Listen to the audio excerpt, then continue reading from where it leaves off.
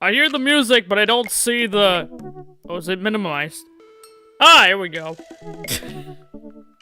No. I didn't hit Shift and Tab. What are you talking about, Steam? I guess I wasn't ready for that then. But your kids are gonna love it. Damn it, right as I click off the window, it closes again. There we go. Now just stay like that while I do the intro. For those who don't know me, hi, my name's Bailey. I basically explain stuff, and the ending, I was partially right, but also partially wrong, because Max wanted me to continue this game. He's like, listen, I had a lot of fun editing it, and you had a lot of fun playing through it. I think we got a good thing going on here. And the timing for this couldn't be more perfect, considering I just finished Fallout 4's main quest on Monday. Like I said before at the end of that, I don't know what plans are for Fallout going forward. However, I do know, if Max gets his hands on the other DLC, like Automatron, Nuka World, Far Harbor, etc., etc., then we'll come back to it and play it. You know, get those DLCs done. But for right now, I wake up to a text from an unknown number. And there's still that Xbox controller. Why do we even have an Xbox controller? You know what? Better question. Why do we have, like, one of those little portable CDs players from, like, the early 2000s? And I'm assuming a record player over here? I mean, a record player would definitely make more sense than this little thing, but, like, I still have questions. Rise and shine, early bird! Still want to work out? This is Craig, BTW. Smiley face. How did you get my... Oh, right, because... It's about to be like, how did Craig get my number? But we were, like, roommates back in college. Yes, the College of Art School Art. College where you do claymation art school art.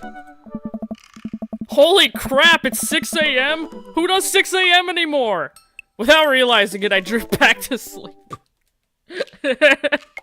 Yeah, no, fuck you, Craig, I'm going back to sleep. No sane person wakes up at 6 in the morning. Unless they're Snoop Dogg. Oh, whoops, I must have waited back out. My phone's buzzing. What's going on? Hey, buds, do you want to get your swole on? I'm ready to tear up the track. Hit me up. God, the last thing I want to do right now is work out. But this is Craig, and I do kind of want to catch up, because, like, I don't know anything. I thought that was a Sega Saturn controller. Is it? That looks like an Xbox controller, but wait. Well, it's missing the triggers on the back, but that very much looks like an Xbox controller to me. I don't know where you're getting Saturn from. Anyway. Go back to sleep, go to the gym. You know what? I don't want to stand Craig up. He's expecting me. Let's go. Hey, my man! I need a few minutes to wake up, but, let's meet in 20, yeah? 20 what? Oh, crap, I didn't think that far. I gotta hang up. After a few seconds, another text comes in. Sure thing, meet me at the gym! You know what? I should have made a joke there. You know that episode of The Simpsons before Homer gets swole? He, like, goes to the gym and he's like, Gime? What's a gime? And he goes in and he sees all this, like, workout equipment and, what's his face? McBain is there. And he's like, oh, a gime. Alright. I'm stretching, my bones creak. I gotta stop falling asleep on the couch. I thought I built my bed yesterday. Why did I sleep on the couch? Considering Amanda left her headphones here, I'm assuming. I throw off my blanket and... Hey, wait a minute. When did I fall asleep on a blanket? Amanda must have tucked me in after I fell asleep. Bless that child. I'm so glad I raised her. Raised her so well. But I mean, do you know the reason why I wear a hoodie all the time? It's basically a blanket that you wear. It's basically a blanket that you wear. That's what's nice about it. Snuggies did not need to be invented. Hoodies are blankets you wear. I'm telling you. Oh, under the Xbox control. Oh. You know what? Maybe it is. I don't know what a Saturn controller looks like, so your eyes are more observant than mine. Anyway, I'm gonna reluctantly brush my teeth, throw in the only clothes that I own that are even kind of gym appropriate, and head out. Although, regardless, I'm probably still gonna end up wearing, like, the egg titty shirt. The neighborhood is quiet and serene this early in the morning. Birds chirp, grass is still wet with dew, not Mountain Dew, just regular dew. Surprisingly, the gym is pretty crowded. I spot Craig standing out front stretching. Of course! He stops me and waves enthusiastically. Oh. Hey, bro, good morning! Oh, you didn't bring your baby this time. I mean, that'd be weird if you did. But what about that whole, like, I've got resistance training my baby? What about that? You know what? No. Probably wouldn't be a good idea to bring a baby to the gym anyway. What am I thinking? Hey, good to see you, my man! My main man! What's up?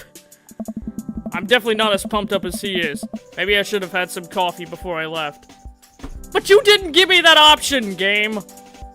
You didn't give me the option to go over to the banana bread coffee shop. You ready to kick some butt?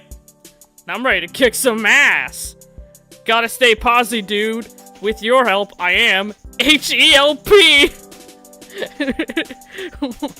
What? What does that option do? This is it! This is how I die! This is how I die on an elliptical. Oh no. It'll be alright. We'll ease you into it.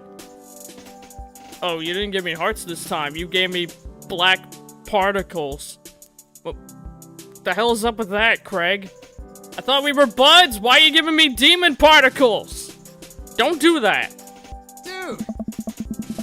Dude.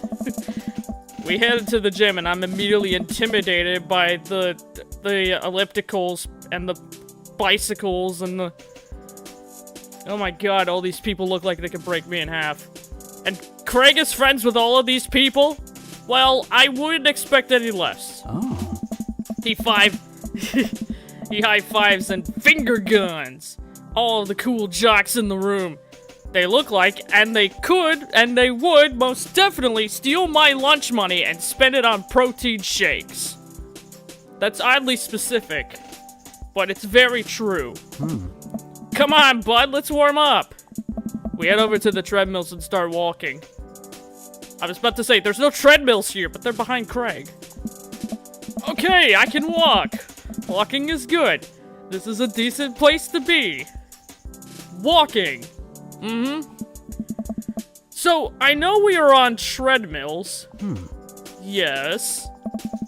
And those over there, those are ellipticals. Very good. What is all this other stuff? Craig laughs. Don't make fun of me. I don't know stuff. They call me the explaining man. There are certain things I can't explain, like video games and middle school books and Scott Pilgrim vs. the World. Only those three things. I can only explain nerdy shit. I can't explain this fitness stuff. I don't know what that is. What the hell is a keto? Bro. They might look a little scary, but I guarantee you that all of them serve a specific purpose. They serve a specific purpose for building muscle mass. I watch as a dude in a muscle tee flexes a muscle I didn't even know existed on a machine I think was once used to process grain in the flour. Okay, yeah, I mean... This is just high school all over again. See, the thing about that is, Jordan, I'll let you in on a little secret. Jared Reddick actually told me this.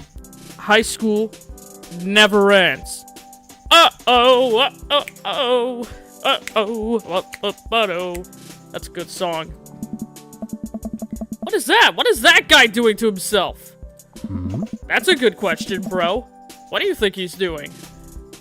Trying to crush people's skulls with I am Zangief. I am bad guy. Who's going to crush skull between thighs? And then I say, Zangief, you may be bad guy, but you are not the bad guy. Huh? He's using a medieval torture device. He's praying to some sort of pain god. No, I like the skull thigh answer. He's trying to make his thighs so strong that he could crush people's skulls with them. Between thighs. Like Zangief. He is bad guy. Hey! Yeah, that's pretty much the only reason I work out.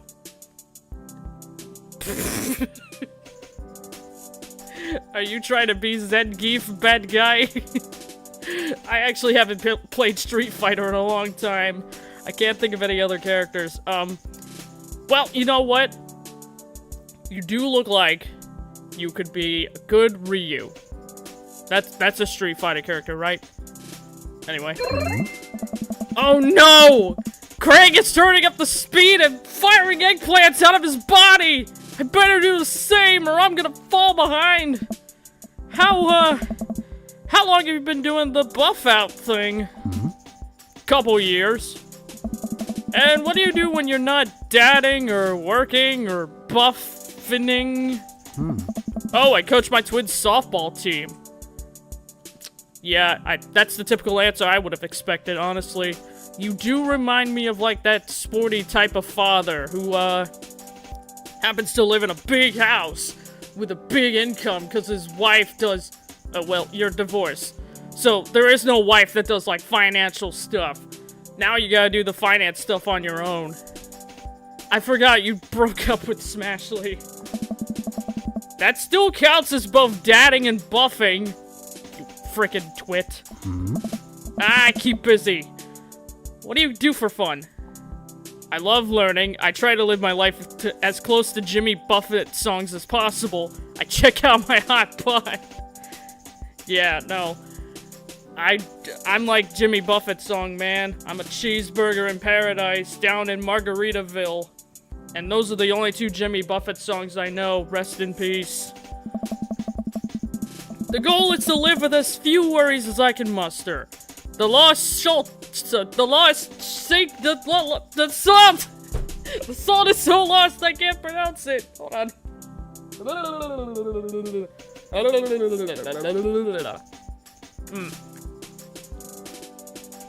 Oh, I didn't realize how sticky my mouth was today. That came out wrong.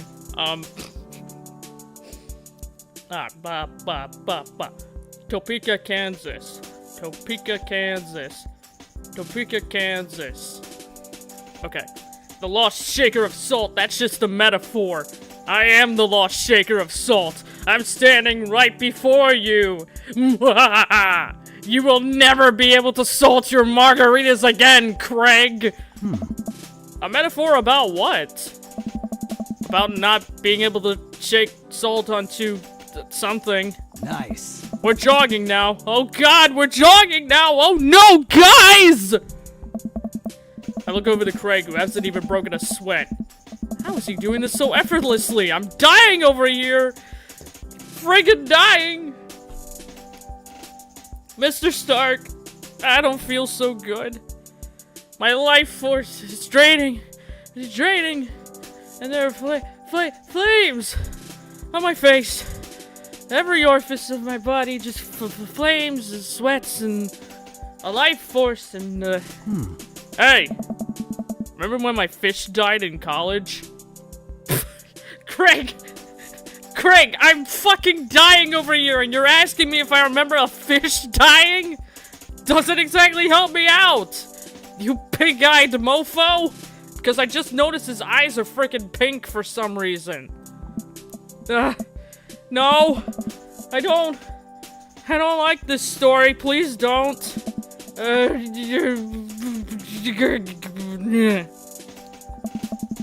my god, he's really bumping up the speed again. I guess I better do it too, because I'm some sort of crazy masochist. What is wrong with me? Oh, this is fast. This is very fast. What was I fucking thinking? Oh my god. And we were at that party, and you vowed to make it, and you vowed to make me feel better. you tell me to create a distraction. So of course I do a sick cake stand and get everyone cheering. And then I try to steal a fish or the fish tank at the party with my bare hands like an idiot. Why would I do that? Hey! And then you drop the fish and it's flopping around and you panic. So you run up to me post-cake stand with a dying, dirty fish in your hands that you scooped up from off the ground, and you're yelling at me that we have to leave. Yes, a dwarf gourami, if I'm remembering correctly. From Detroit Become Human, ha ha ha. Dude! So we're running out of a fat party with a fish and trying to give it mouth-to-mouth resuscitate. That doesn't work on a fish! That does... Fishes don't breathe oxygen like we do. They get the oxygen from the water. You can't resuscitate a fish like that. We must have been so drunk. What were we doing? I like asking, do you remember when that waitress at Applebee's messed up my orders 5 years ago? Do you like asking that when I'm like on the treadmill? Because that's basically what's going on here. He's like telling me about a story about a dead fish while I'm like dying on a treadmill. Anyway, and we get him home and get him into a bowl of water, but the prognosis was grim. Not prognosis, what am I saying? And then the next day, he's alive and well. Still alive and kicking. Oh, I'm better now. I'm awake now, I can see everything in front of me! Hey! They never did catch the great fish thieves of Grand Ridge U. And they never, ever will! So long as I'm around! It's college, everyone is either drunk or complaining about studying. You're right. We hear from our college friends all the time. They are always dying from studying. I shoot off the end of the treadmill and crash into the wall. Down! Jesus, that hurts! Ah! This is the third time in this game that something has hurt me! What the fuck? Ah! I'm gonna call my lawyer! I'm gonna get this gym shut down for improper equipment! Hey! Dude! Bro! Are you okay? No! I just crashed into a wall! What do you think? Craig offers me a hand and looks at me over for my injuries. I'm fan-frickin-tastic, my guy! I managed to stand up and rub my back. Doesn't hurt now, but I'm sure it will later. I mean, I did sleep on that couch last night, so, you know. As someone who has had to sleep on the couch before multiple times in his life. Yeah, my back is in, bad shape. It's like a damn Looney Tunes cartoon. You're right, it very much is. I'm glad we're starting... I'm glad we're starting the first live stream of this game with that. I don't know. You don't have to push yourself, right? You don't have to do anything. You don't have to push yourself like that, man. Always know your limits. Well, I think I might call our gym adventure here. You sure? Yeah. Oh. Alright, well, here, I brought you this. Craig hands me a shaker bottle full of a thick green liquid. I stare at what might be an apparent distaste. What did you put in here? Is this Mountain Dew mixed with, thick water? What is it called? Pedialyte, that's what it's called. It's a protein shake, bro! Uh-huh. Oh, thanks. But I brought my own shaker, full of G Fuel. I don't know. What are the cool kids drinking these days? Well, he wants me to drink it, so that's what we're doing. Alright. Here we go.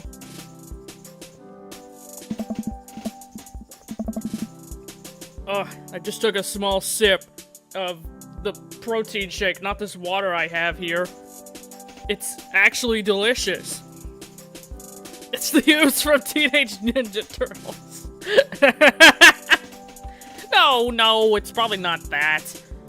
I mean, logically, it probably is like some sort of like blend of like a protein powder and spinach. I don't know. Spinach does make smoothies and stuff like that green. I did work at a smoothie place with Max, a couple years back. And there actually is a smoothie that does indeed turn green when you put spinach and kale in it, because it, like, takes over everything. You can never tell if you put any bananas in smoothies, because they never show up. Wow. This is really good. What you put in this, man? Hey! The game freezing. And good for you, it's my special recipe. I'm pretty proud of it. Dude! Let me know if you ever want to work out again. Maybe we could try running around the neighborhood if treadmills aren't your speed. No pun intended, bro. Well, we are fathers, so, you know, dad jokes are inevitable. Good one! Well, I'm gonna go put some ice on this, everything. Everything hurts, everything is pain. I'll see you around. I leave the gym feeling absolutely ashamed. You know, Craig used to order delivery from the pizza place across the street from our dorm. And now he's literally running circles around me, man! Literally! I really gotta work out this dad bod, even though I'm the skinniest person alive. I get home and lie down on the couch. It hurts to move. Oh, God! I'm so old! Amanda! I'm so old! You're gonna have to put me into a retirement home. I'm dying. Ah! Oh no, I must have fallen asleep again. What time is it? Shit, it's 3:55. I gotta be at Amanda's school in like 5 minutes. I frantically put on some clean clothes, apply a generous amount of deodorant, and run out the door. At least I remember deodorant. That's good. But I didn't remember to comb my hair. Then again, I never do, so it's fine. You're gonna get a wheelchair for me. Yeah, you got a wheelchair for me. We're gonna wheel me to the school. Alright. Ooh. This music. The music in this game is such a vibe. This background looks different than the others. It's got like a completely different feel to it. It's like we entered a different cartoon altogether.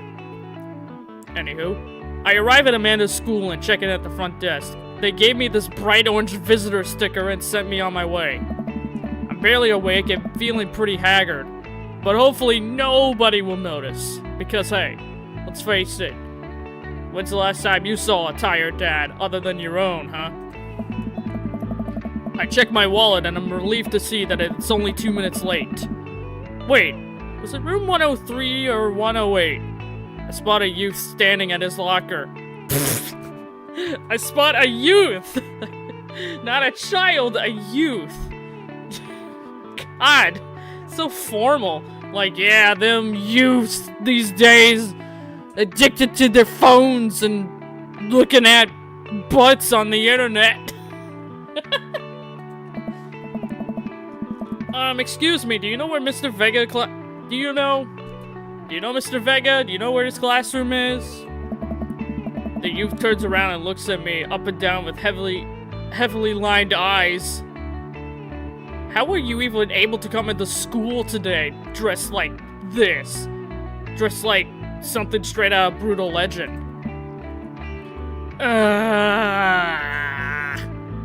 The sound of him sighing.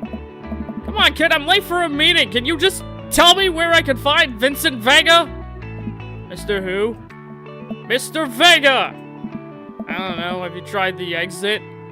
Oh, fuck you, you uptight prick! Alright, wise guy, are you gonna help me out or not? Ugh, fine. Up the stairs to the left, you can't miss him. Well, thank you, Blood Munch. I head up the stairs and walk around, unable to find Mr. Vega's class anywhere. After a couple minutes of searching, I head back downstairs. That punk motherfucker sent me on a wild goose chase. I get back to where that Low Red Gerard way. You know what? He does look like that.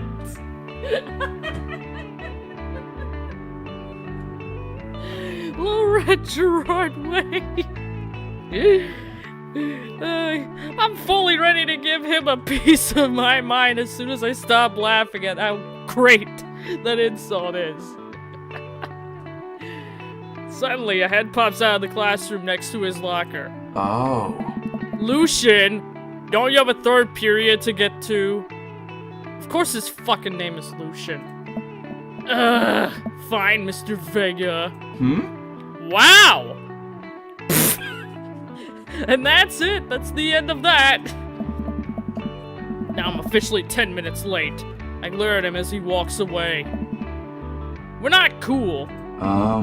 You must be Bailey. This period's almost over. Would you mind waiting in the back? Ah. Yeah, sure, yeah. Mr. Vega leads me into the classroom. I take a seat in one of those comically small student desks on the back. I might get stuck in this. I say as if I'm not the skinniest person alive. Ah.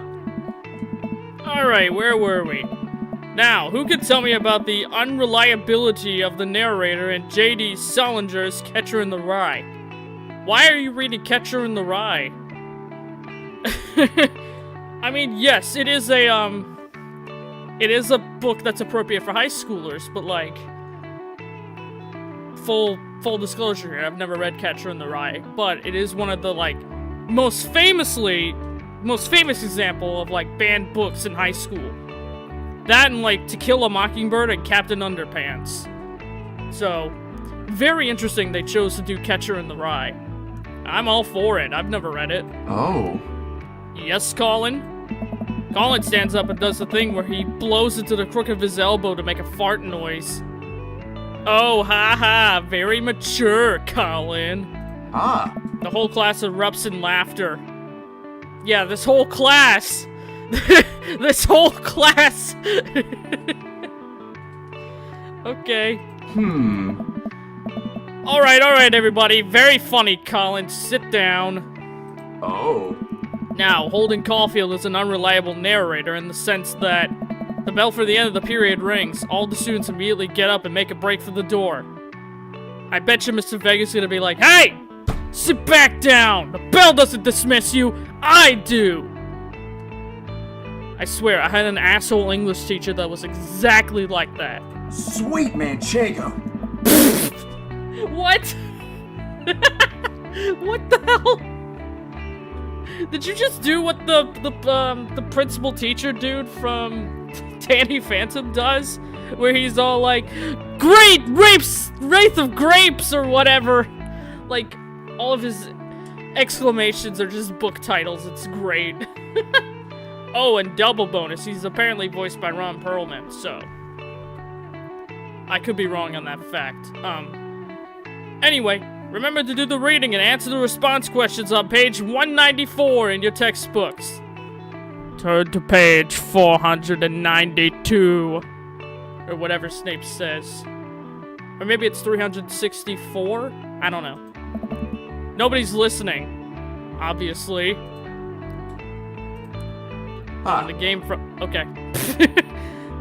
I think that's gonna be a common theme, is that there's gonna be little skips. Little, frame skips. Okay. Or not, I guess. Mr. Vega turns to me and sighs. Oh. Middle schoolers, right? I thought this was high school. Don't you teach high schoolers? Both. You know, budget cuts. Oh, so it's like a middle high school. I've heard of those, actually. Apparently, Max back in the day went to a school that was both an elementary and a middle school, so it was called elementary middle school. It's quite a mouthful, honestly. Right. Ah. Thank you so much for coming in. Hey, it's no problem, Mr. Vega. Haha. Please, call me Hugo. Okay, if you insist. I don't normally do these impromptu parent-teacher meetings, but I'm sure you know about Amanda's being a bright student. I didn't read that sentence fully. And I'm concerned about her recent behavior. Wait, what's going on? Amanda's great. Why is she, like, bad? Amanda has never been the most engaged student, but I know she cares. Recently, though, she's been falling behind. She's not completing her assignments and has been doing rather poorly on tests. I normally chalk this up to senioritis, but that sounds like senioritis to me. I mean, the moment senior year started, Max was like, you know what? Senioritis, that's hitting me right now, boy. This is the year where I'm just gonna, like, fuck all. This is strange. I thought Amanda has always shared everything with me. What? A child that doesn't share anything with their parents? I'm in utter disbelief. I can't believe this. Wow. That's not uncommon, my guy. It hasn't even crossed my mind that something might be wrong. I just wanted to ask, is everything okay at home? We just moved, she's fine, she has a tenacity to bottle things up.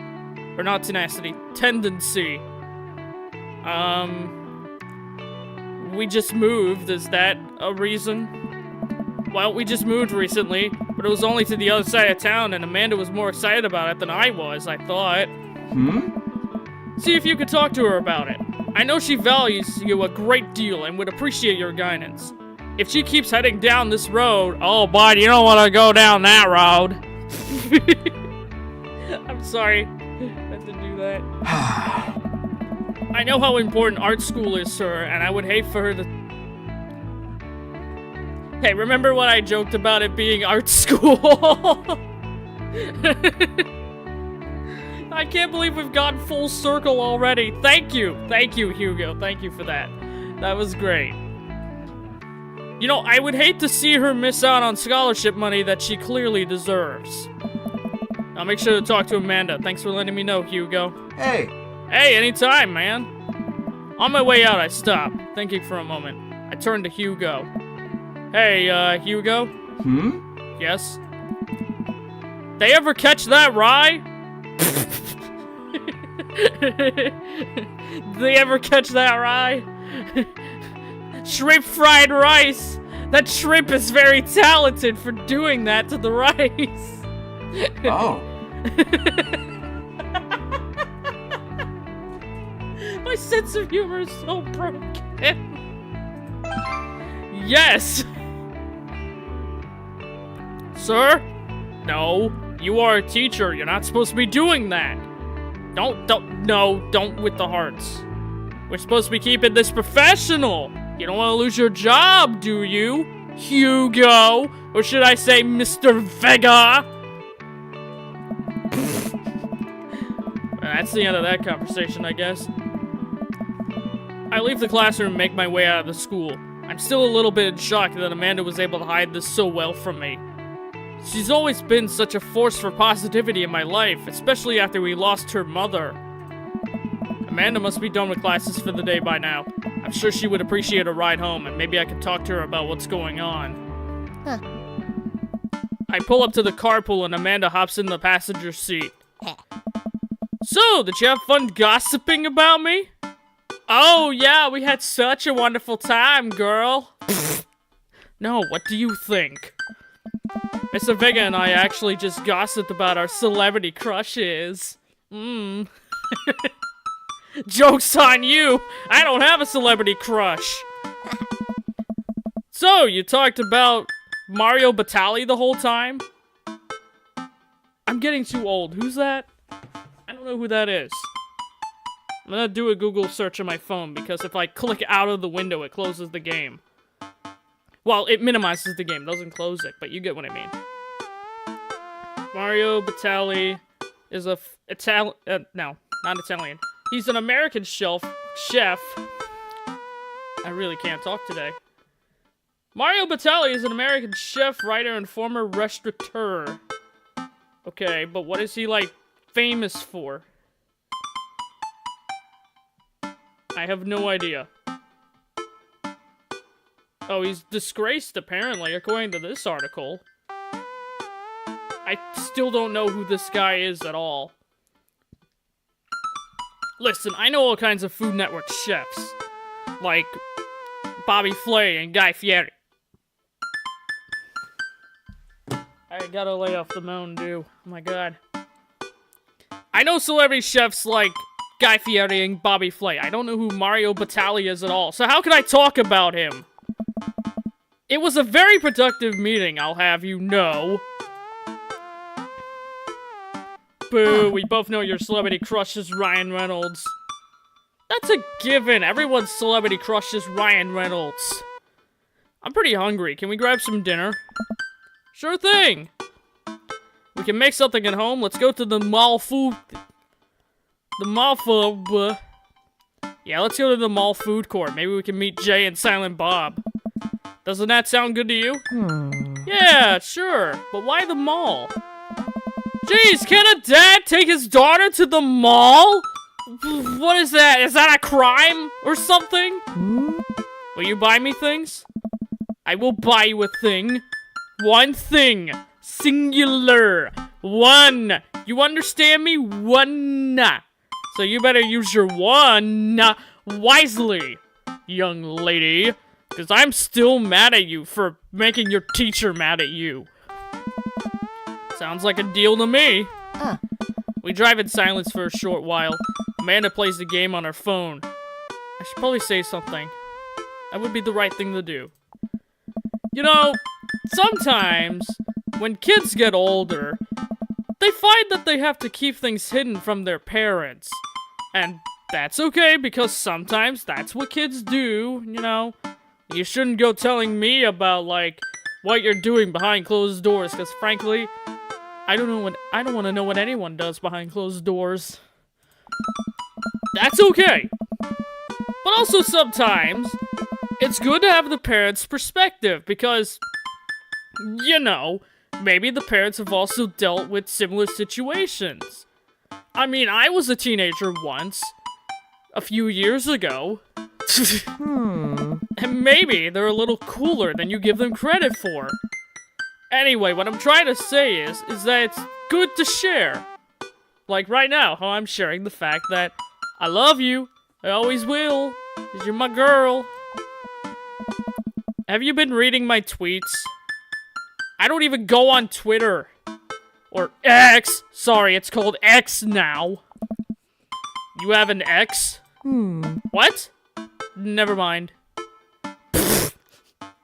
Can't exactly keep that from your parents, given that, you know, Twitter is public.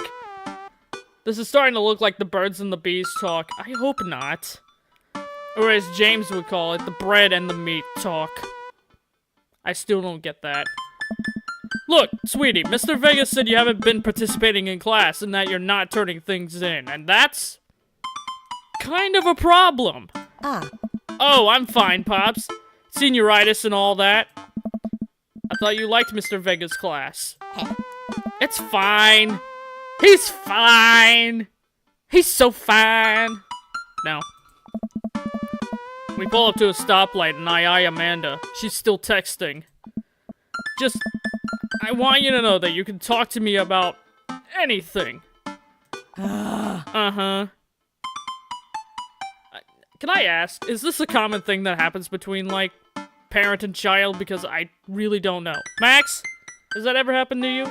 All the fucking time, let me tell you! No, that's fine. You can sit back down. This is my show anyway. I can tell that whatever it is, she doesn't want me knowing about it. Well, that's frustrating. I hear MLR is going to that fancy art school in California. That's exciting. Yep. Are you bummed that you guys aren't going to the same school? Yep. Aha! Gotcha, bitch. Amanda keeps texting.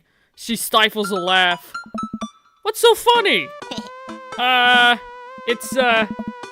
don't think you'd get it. Okay, fine. Don't act like I don't understand meme culture. I've been alive since the 2012 Rage memes, and I will die with the 2012 Rage memes. Who you texting? Huh. Noah. Who's Noah? A boyfriend? My friend. Does he go to your school? Yep. Do you like Noah? Whoa! What? No! Dad! I can't believe you would... Ugh. Dad! I mean, jeez! Why would you... Gross! Sorry, I'm just asking. Dad, he's just my friend! He's just my friend, Dad, you wouldn't understand! Guys and girls can be friends, he's my friend! That's the exact same defense that I used when I tried to become best friends with this one girl when I was in elementary school. We were both like, hey, we're friends, let's be friends. And then everybody in the class not only started making fun of me, because I always get made fun of anyway, they made fun of the both of us. And I had to choose between my own sanity and keeping up this relationship with her. That was a sad day. Okay. Jeez! This is going very well. Every Disney character when you talk about their crush. Specifically DComs. Welp, good talk. I love you, kiddo. She leans forward and turns up the radio. Well, I guess that conversation's over. To the mall! Where we're probably gonna meet another daddy. I have a good feeling of that. We arrive at the mall. A big indoor shopping center with a couple different floors. It's kinda dead, but that doesn't stop a mall security guard from yelling at a group of loitering teens. Let's eat something disgusting for dinner! Hey! Hell yeah! Language, young ma'am! Watch your fucking mouth! Heck yeah! That's better. We approach the food court and evaluate our options. There's greasy restaurant after greasy restaurant. My heart burns just looking at the menus. Nobody looks happy to be here. What are you in the mood for? Bread dipped in sugar? Bread with cheese on it? Or do you just want me to inject some fat directly into your bloodstream? I mean, it sure would give my mouth a break from all this talking. I extend my hand to her. Would you do the honor of sharing some nachos? Huh. She takes my hand with a grin. Ah. It would make me the happiest, cheesiest girl alive. Hell yeah, nachos rule. We order a giant pile of chips and unnaturally orange cheese from a very unenthusiastic and possibly stoned teenager. It's a mall food court. Those teens are definitely stoned. We take a seat at a rickety table and dig in. Hey! These are bad. These are very bad. But also strangely delicious. Mall nachos are strangely delicious. That should be the name of an album. Huh? We have to eat through the pain. We enjoy the fluorescent cheesy goodness together until we're all out of nachos. I'm glad that this filler scene is in this game about dating fathers. So, something's been bothering me for a while, and I'm just about to learn what it is. Can you explain memes to me? Oh, man.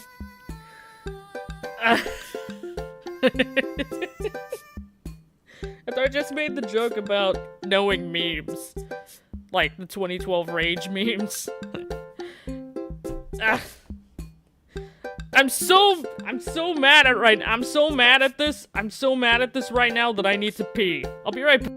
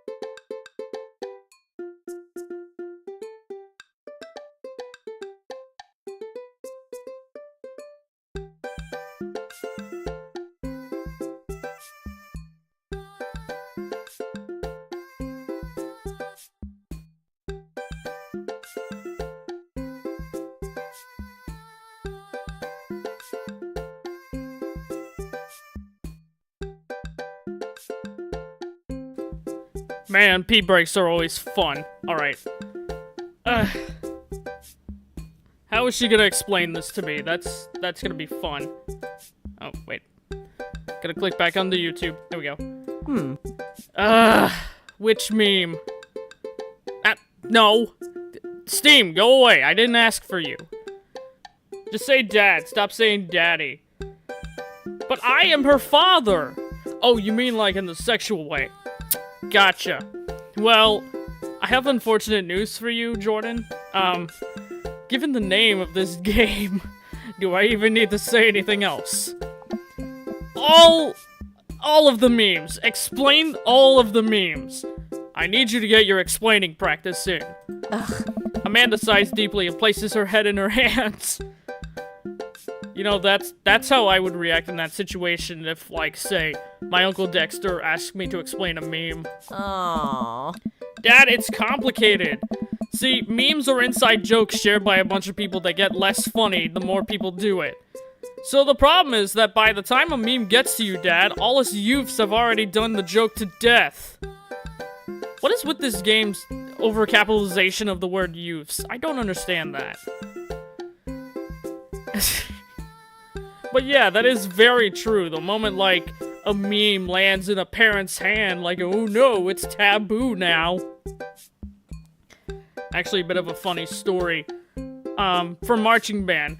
Some of you might relate to this. There's, like, little memes that would happen within the marching band, specifically with the percussion section, because they were the most screwed up of people. Like, mentally. That's rude. But anyway. Anytime Max or I, especially me, if I repeat a meme that one of them did, then the meme is officially over and everybody stops doing it. It sucks. Ugh. And what's worse is that there's movies, TVs, and video games will try to jump in on the meme train.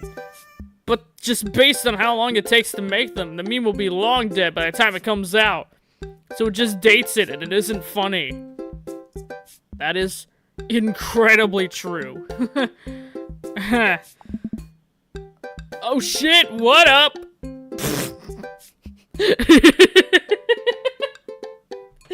When did this game come out? Aww. Dad, please. Anyway, changing the subject. Where to now? Wanna go to that goth store? It looks pretty goth, all pale and tragic. What? You know, the one that's all black and tries to establish itself as anti-establishment, despite it being like an exact representation of the establishment because it's an establishment within the establishment. Establishment, if you must. I don't know what store you're talking about. You know, the one where you could buy, like, chain wallets, and it's basically an assault on what people fought so hard in, like, the punk and hardcore movements of the 70s and 80s.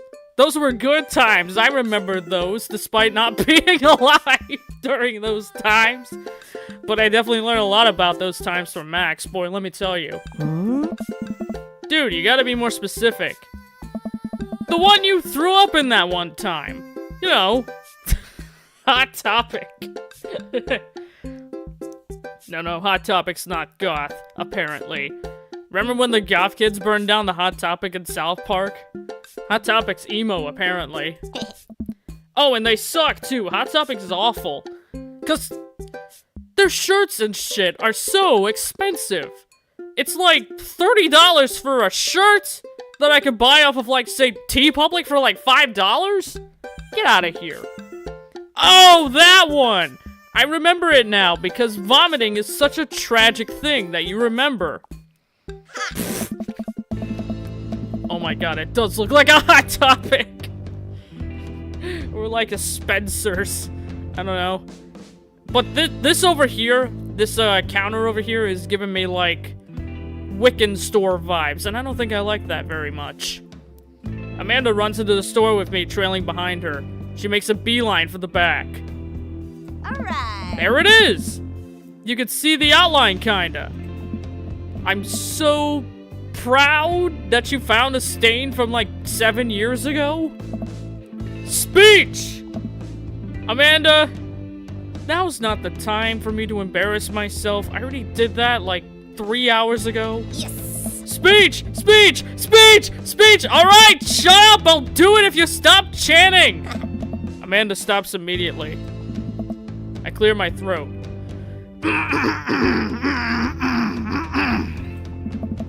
Thank you all for joining us here today to commemorate a historical moment that will forever shape history.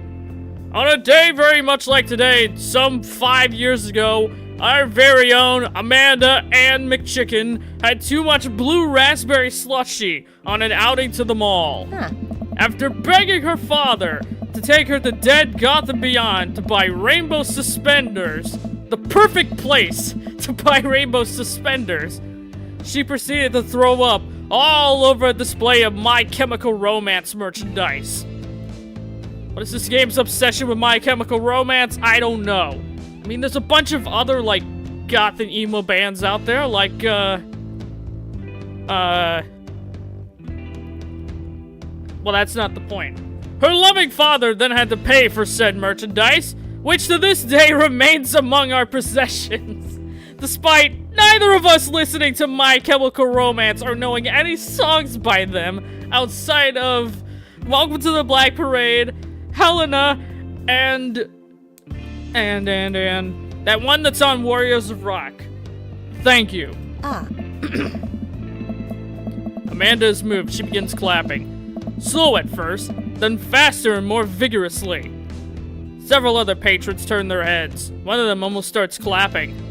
I bow my head. Hey. Oh hey, chain wallets! With Amanda busies herself looking at the band t-shirts. I try to find something interesting for myself. Not much for a dad to look at in a Dead Gotham Beyond. Oh, I just Dead Gotham Beyond. I just realized that that's a pun. It's like it's like Bed Bath & Beyond, but it's not Bed Bath & Beyond because it's Dead Gotham Beyond. They call it Dead Gotham Beyond because it's Dead Gotham Beyond. They don't call it Bed Bath & Beyond because it's not Bed Bath & Beyond, it's Dead Gotham Beyond. Peruse the band t-shirts, look at ironic mugs, check the clearance bins for hot deals. No, I'm looking at the band shirts. I want a Metallica shirt. I barely know any of these bands. Cannibal Bone Party doesn't seem like music I enjoy, but they must be really happy that a retail outlet is carrying their merchandise. That sounds like the name of either, like, a death metal band or, like, an EDM band. I hope their parents are really proud of them. With a name like Cannibal Blood Party, I don't know, it's sure to turn heads. Look, this is very important to me. I overhear a stifled argument over at the cash register. An older gentleman carrying a garment and showing it to a bored-looking cashier with pink hair. Why is this dude dressed like Dracula? What is going on? I can see that! I don't know what to tell you, dude. I just work here. Oh my. Oh my! Wait.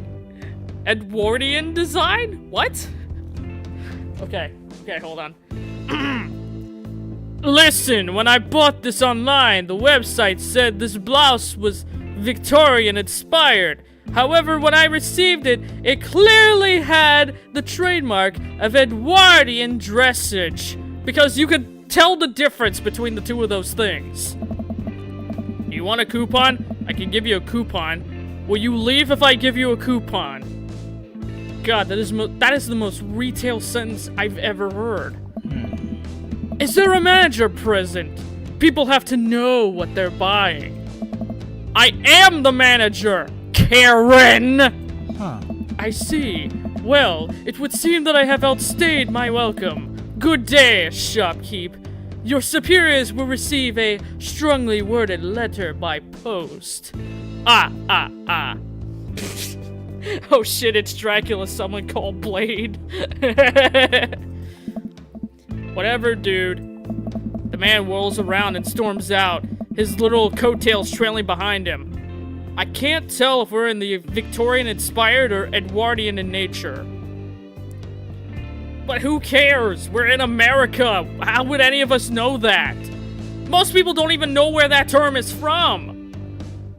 But I'll explain. You see, Queen Victoria and King Edward, they were rulers.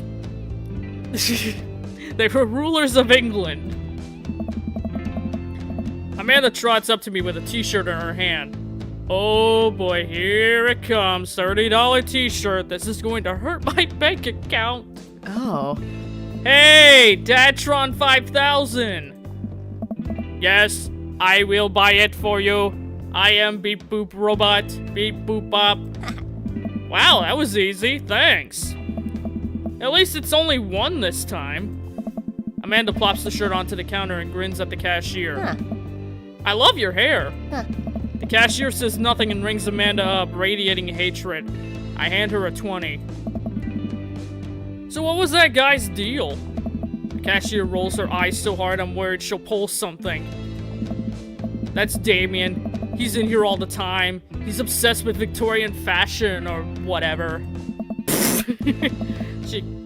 She hands Amanda her bag, and it's clear the conversation's over. We make our way out of the store and head home to get some rest. Oh, okay. I guess we don't follow up with, Damien or whatever.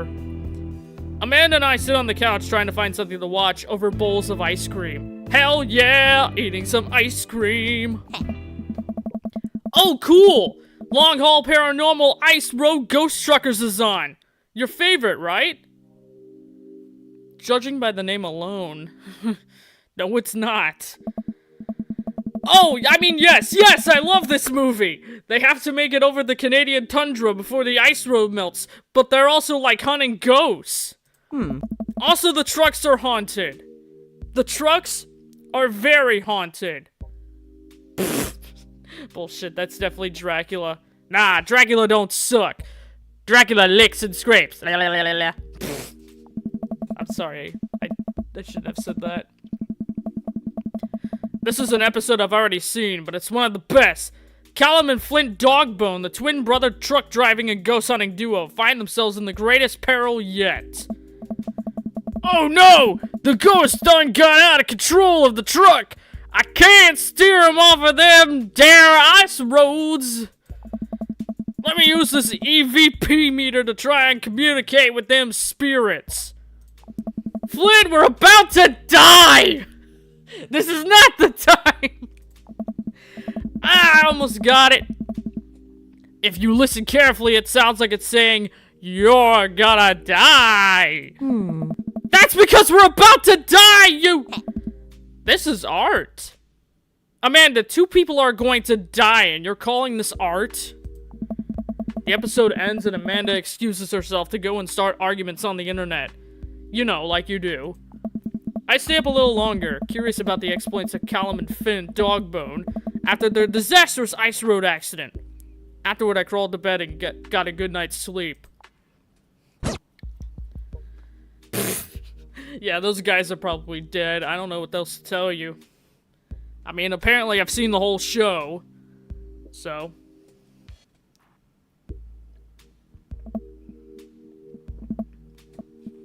Oh, here we go. Z. These are the sounds of me sleeping. Morning, sleepyhead. 5 more minutes. I'm in the middle of a good dream and I was... You've never ever let me have 5 more minutes, so get up. Fine. We had cereal for breakfast and spent the morning putting together furniture. Amanda is much better at interpreting those tiny manuals. Yeah, frickin' IKEA manuals. Being like, oh, here's a guy holding a screwdriver. What am I supposed to do with that information? IKEA is so bad at explaining how to put together their furniture. We were able to put together a few shelves and one desk, but I'm pretty sure it was supposed to be a bookcase. See, that's my point. They're so confusing. So, you excited for the cookout today? Oh shit, that's today? Excited to beef up my grilling skills. If there's food, I'm excited. Yeah, I'm excited. Hell yeah.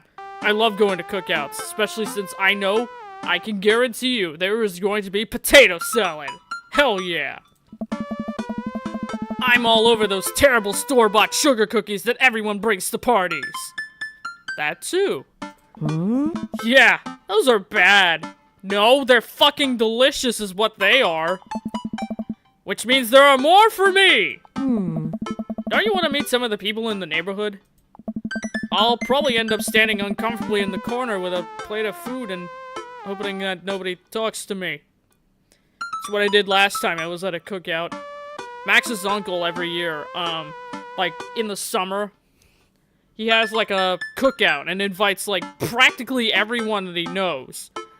And since I don't know anybody, I'm always just standing in the corner next to the food table, just helping myself to more catered food, because apparently, God forbid, Max's uncle does any grilling, for some reason. The food is always catered. Although the last couple of years have been interesting because there's this one kid there, he's like a 10-year-old kid, that Max has been spending a lot of time with, because I guess they both really kicked it off or something. Anyway. Dad, you're a beautiful work in progress. We will get that butterfly to emerge from the cocoon. The social butterfly. I was afraid you were gonna say butterfly effect. I'm not ready for that again. Well, we better start getting ready. We definitely don't want to be late. What? No, we have to be fashionably late. Who shows up to a cookout on time? Nerds. You know what? You know what? I'm gonna spite you. We're gonna go early, just because you said that. I head out the door and Amanda reluctantly follows. We walk across the street to Joseph's house with a store-bought veggie plate. I'm a terrible cook if it doesn't involve a grill. I guess we're not as early as we thought we were. Joseph's backyard is already packed with people and the smell of hot dogs wafts through the air. Small children run through a sprinkler and adults chat in small clusters. I set our veggie plate down on the table next to 2 other veggie plates.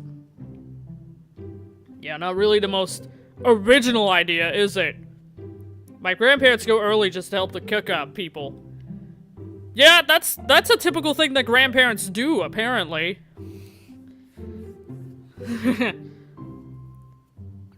Apparently Max's grandmother always shows up before everybody else to their family functions. So. Hey! There's Joseph! I wave to get his attention. The moment he sees us, he jogs over, arms open wide. Welcome! I'm so glad you two are here! I'm so glad you're still wearing a sweater around your neck for some reason. Like, why do preppy people do that? I don't understand. And you brought veggies! Let me introduce you to my family. Kids, come on over here. This is Chris, my eldest. Oh, it's Draco! Draco is back. Hi. Me too. This is Christine and Christy. They're twins. They stare creepily and say nothing. Then, of course, there's our youngest, Krish. Wait, where's Krish? Maybe Mary put him in the crib. Wait a minute. Wait a minute. His name's Joseph. His wife is Mary. And all their kids are named Chris. Do I need to say anything else? And if I'm not mistaken, if I'm remembering correctly, you said you're a youth pastor. You did this on purpose, you son of a bitch. I know you did. Oh. Oh, and how could I forget my lovely wife, Mary? Mary looks like she listens to My Chemical Romance. Joseph pecks her on the cheek. She smiles. Ah, Mary, sweetheart, did you put Krish to bed? Ah. I'll have to go look for him. Ah. What? You'll have to... Joseph takes a moment and regains his composure. Oh. Mary, this is our new neighbor, Bailey and his daughter, Amanda. Yeah, hi, I'm Bailey. I basically explain stuff. And I get my throat so dry. I can't believe we're only an hour into this, and I have another hour to go. So much talking. Ugh. They are extreme. You're not wrong. This is exactly how white people behave. As a white guy myself, I can tell you, this is just normal white people behavior. Amanda, no. I'd shake your hand, darling, but I have a glass of wine that I need to tend to. I love her. Nice to meet you, Mary. Charmed. Well, I have to go over there now and drink my wine. My wife has a wonderful sense of humor. But please, you two, enjoy the barbecue. All the guys are really excited to meet you. Here, let me introduce you around. This is Robert. He lives just across the way. Robert? Robert! Oh, that's the guy! It's the guy from the coffee shop. Yeah, the mysterious stranger. Ooh, you know? A haggard man nursing a glass of whiskey eyes me up and down. Ooh, tough customer, huh? You like what you see? With the egg titty shirts and the glasses and the Vault Boy hair? Is that a good look for you? Bad boy looking dude? Hey. Hey, it's for horses. Hey, I'm Bailey. I basically explain stuff. It's nice to meet you. He takes a long swig of his drink. Charmed. Oh.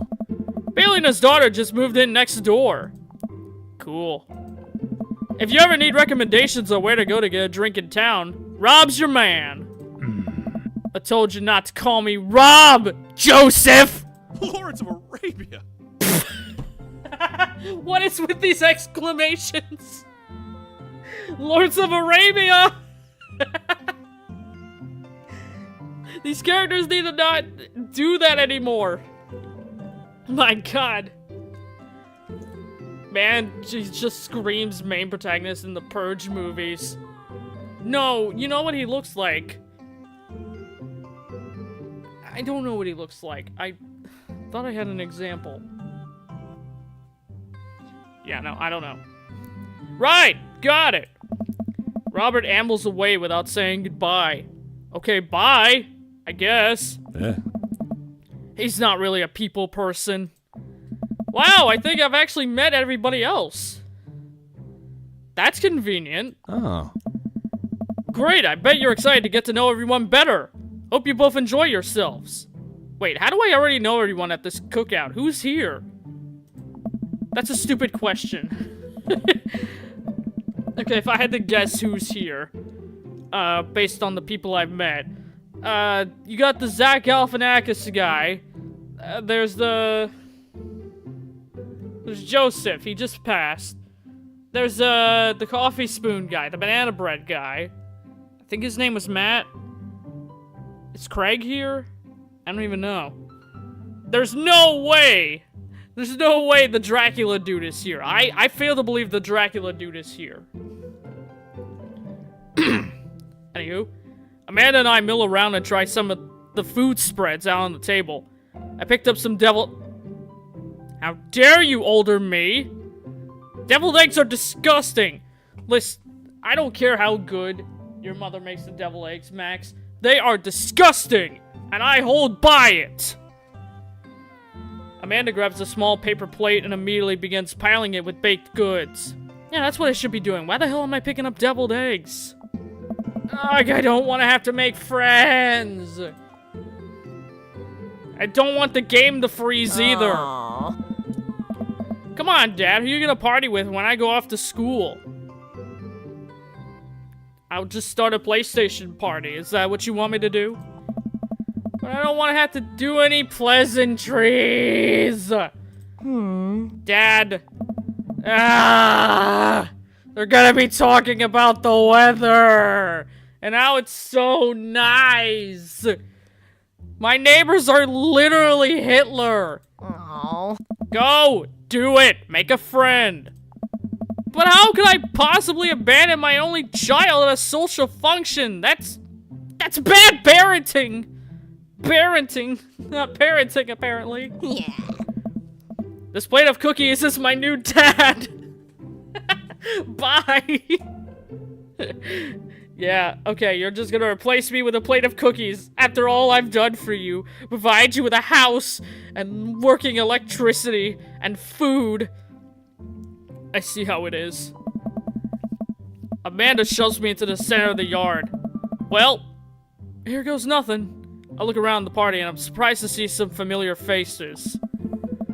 Hey, isn't that the barista from the Coffee Spoon? It sure does look like him. What a cool guy. And mysterious. Didn't that guy throw a frisbee at my head? Yeah, he did.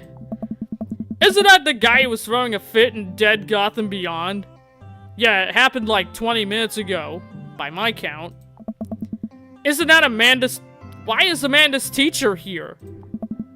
Hey, I know Craig! And he brought River, too. But wait a second. All of these people live in our cul-de-sac? That can't be right. That's too convenient. I'd better investigate. Talk to Robert and Brian, talk to Matt, Hugo, and Craig, talk to Joseph and Damien. Burger time. I don't want a burger. No, I'm at a loss. I don't even know who to talk to.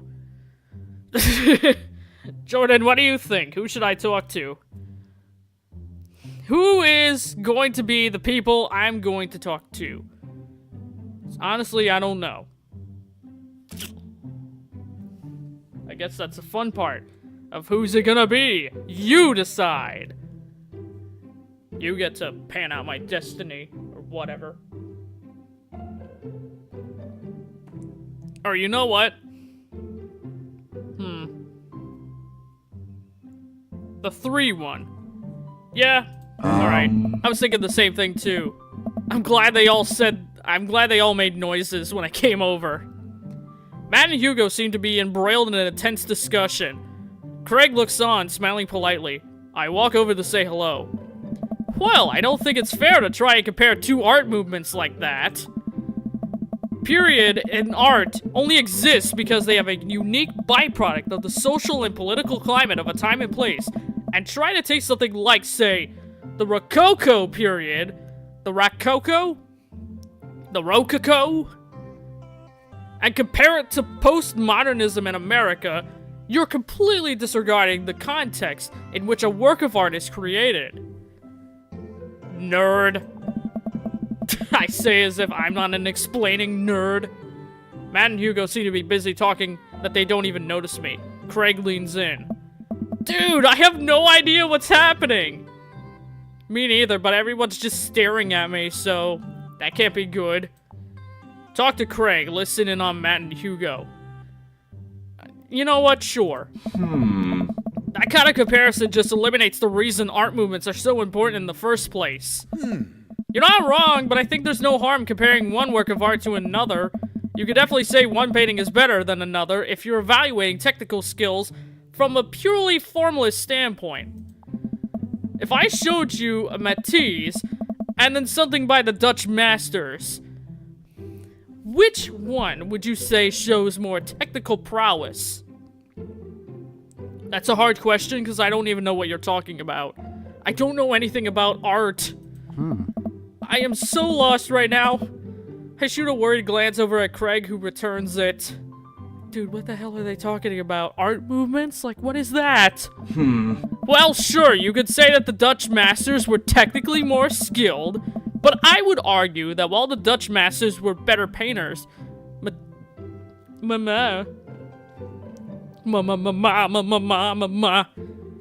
Matisse had better paintings overall. I have no idea what your guys are talking about. Well, that's pretty subjective. Art is dead. Yeah, I have no idea what you guys are talking about. I'm sorry. We were just discussing the importance of context when talking about artwork. What's with that face? He's like, oh man, oh god. Listen, all I asked for was if you liked Van Gogh or Picasso better. I'm gonna have to go with Van Gogh. I mean, Picasso's great, don't get me wrong, but Van Gogh, that Starry Night, every time I look at it, so relaxing to look at. Picasso is very stressful to look at because if you've ever seen a Picasso painting, oh man, it's all over the place. Oh. Hugo throws up his hands in frustration. Gah! But they represent two completely different art movements. How could I possibly choose between the thick, creamy impasto of post-impressionism and the abstractionist beauty of cubism? That's a good point. You can't really compare those two things. It's like trying to compare a jazz band to a metal band. You just don't do that. Man, that's all way above my head. Me too. Oh. It's all good, man. The cool thing about art is that we all perceive it differently.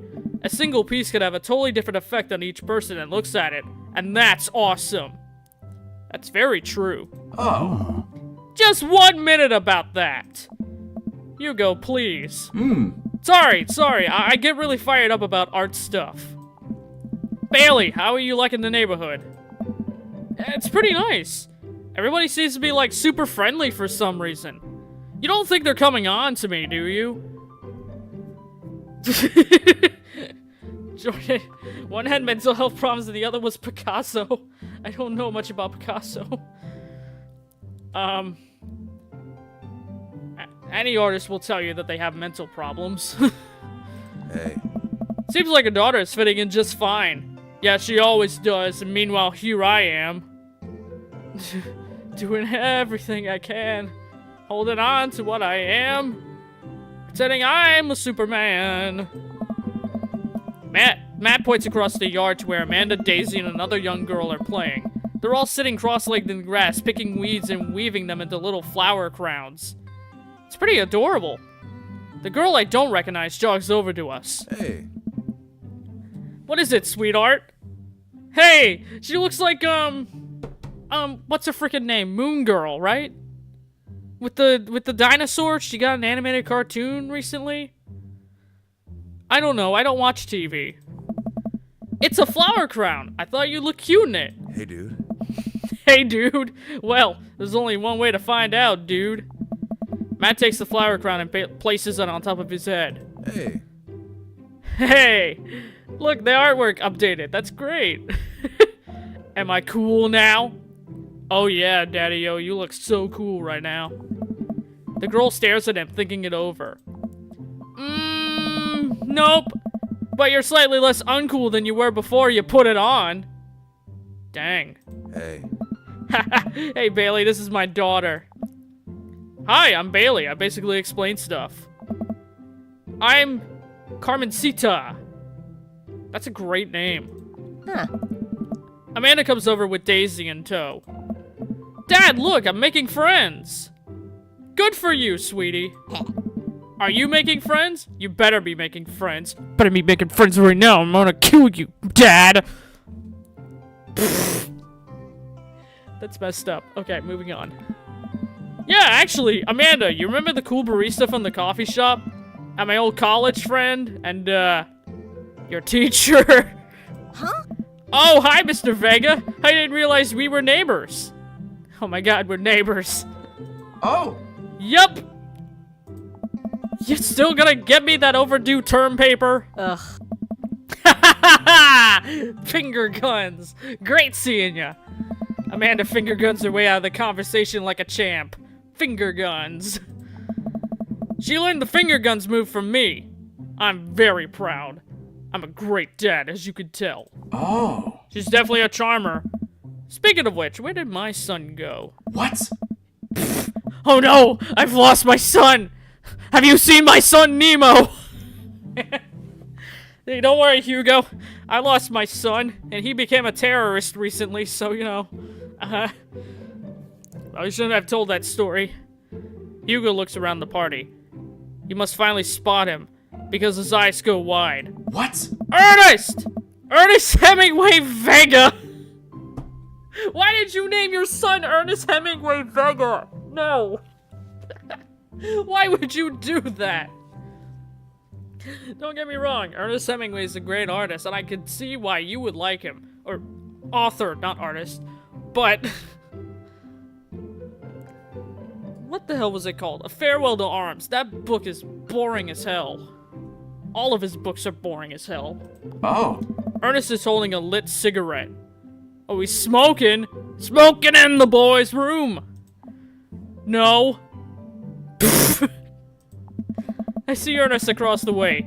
He casually takes a long drag of his cigarette and then flicks it into the gutter. Unbelievable. Excuse me. Hugo marches over to Ernest and I turn my attention to Matt and Craig. Kids, am I right? Hey. Man, I do not envy Hugo. The last barbecue we had, Ernest tried to shove a sparkler down Joseph's pants. Nearly burned down half of the yard. Jesus Christ, this kid must be a psychopath. And the barbecue we had before that, he actually burned down half the... Jesus Christ! No, I take back the psychopath comment. He's an arsonist. He's a known arsonist, and he needs to be arrested. And then they spread out the my lawn and burned down half of my yard, too. Well, dang. Hugo walks back over, practically dragging Ernest behind him. That's your son? I find that hard to believe. Then again, he does look like you. He's got your, he's got your nose. Kind of. Oh. Everybody, sorry about that. Bailey, this is my son, Ernest. Hi, I'm Bailey. I basically explain stuff. Ernest looks away, sulking, his hands shoved deep into his pockets. Does he have no eyes? Hold up. He looks like he's got no eyes. Where are his pupils?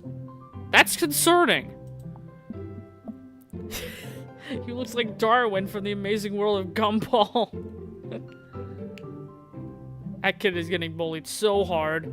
No, he's not the one getting bullied. He is the bully. Hugo nudges him impatiently. Hey. Oh, there's his eyes. We found them. Nice to meet you, Ernest. What grade are you in? Does it matter? Oh. Ernest. Okay, I'm in 8th grade. God, are you happy now? I'm sure you were just dying to know about an 8th grader smoking in the boys' room. Yeah. Good for you. Can I go now? I'm tired of talking to old dudes who blame my generation for the failing economy. That's hilarious. But, like, why are people blaming us for the downfall of economy? We're kids. We don't know anything about taxes. Ouch. Ernest! Oh yeah, because I'm totally embarrassing you. Ernest puts his earbuds in and storms off to stand in the corner. Well, that was certainly something. He seems nice. I'm a great judge of character. Hugo puts his head in his hands and sighs. I'm so sorry. He's having a really rough time. As much as I want to be the cool dad, I have to be the authoritative dad, and he clearly resents me for it. I mean, I think as a dad and a teacher, that's about as authoritative as you can get. I just realized it said authoritarian and not you know. Honestly, are any of us cool dads? Is that even possible to be a cool dad? Man, I wouldn't know. I'm a nerd. What? I'm as cool as a cucumber in a bowl of hot sauce. You got the rhyme and reason, but got no cause. Hey. See, that right there. You can't say that. I don't know. My kids think I'm cool. But for how long, Craig? How long do we get to be the cool dads? I don't know, Matt. I think you're pretty cool. Oh. I don't know. I guess the twins are still pretty young then, in that case. Hey.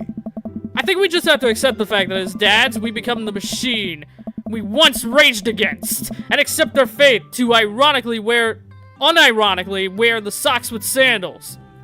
You kids may think you're cool now for raging against the machine, but the moment they hit puberty like Inside Out 2, oh, you're doomed. Amanda's 18 and she still thinks I'm cool, so clearly I'm doing something right. You guys should be taking notes. I yell across the yard to my daughter. Amanda, I'm cool, right? Please tell me I'm cool. Amanda just laughs. She keeps laughing. Thanks. Okay, I see your point. Cool. As much as we all want it, I don't think it's as important to be a cool dad as it is to be a good dad. We can't all be best friends with our kids. It just doesn't work. I mean, look at me and Ernest. Oh. Our job as parents is to make sure our kids turn out okay. Don't tell me how to do my job, Hugo! Yeah, you're right. But it'd be nice to have it both ways. Can I just be a cool, good dad? I sure would like that. Hearing these guys talk about this makes me think of my relationship with Amanda. We get along so well, but there might come a time where it won't be like that. Is college when that happens? I don't even know. Ah.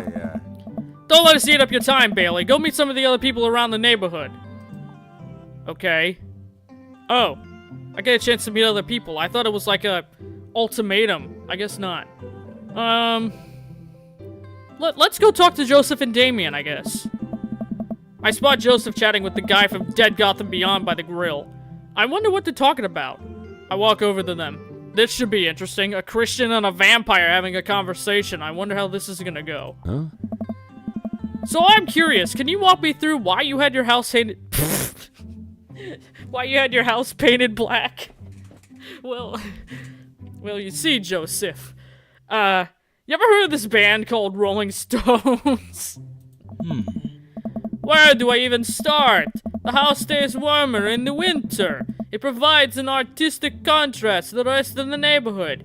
It complements the crimson interior so perfectly. Oh. It's definitely an interesting choice. Oh. Thank you. I'm very proud of my abode. Bailey, I was just having a conversation with Damien here about his aesthetic design decisions. You clearly don't like him if that's what you're calling it. Damien regards me up and down with a warm but critical eye. How do you do? I don't believe I've had the pleasure. I think I saw you in Dead Gotham Beyond the other day. Damien's face turns bright red. I must apologize for my behavior on that day. You see, I take the goth lifestyle so seriously I speak in this accent. And to be caught in a ruse by such a corporation as Dead Gotham Beyond is profoundly frustrating. So much so I can't speak. I hope you know that while in my anger, it may have been justified, it was not a way for such a gentleman to act. It's okay, man, I get it. You know, I thought I had an anecdote to this, but I guess not. Do tell me about yourself. Are you new to the area? Yeah, my daughter and I just moved in the other day. She's the one I took to Dead Gotham Beyond, you know, wanted me to do a speech about a vomit stain on the carpet. Oh. Very good taste on her part. Does she partake in the goth lifestyle? I think for a second. I look over to Amanda, who's hanging out with some of the older kids in the neighborhood. What? Hey, Amanda! Amanda! Would you consider yourself goth? Amanda yells back. I wouldn't necessarily fall under any one specific label, but I guess if I had to choose, I would more describe myself as a twee hipster with some normcore leanings. Whatever that means.